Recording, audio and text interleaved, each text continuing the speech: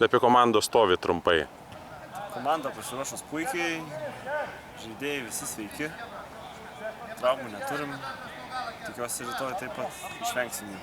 Kaip po ilgos kelionės žaidėjai jaučias? Žaidėjai jaučiasi gerai, kelionė nebuvo sudėtinga, nors ir ilga, bet vakarinė treniruotė, manau, rytoj bus puikiai pasiruošę. Ko galim tikėtis iš rinktinės? Pergalės, tik tai pergalės.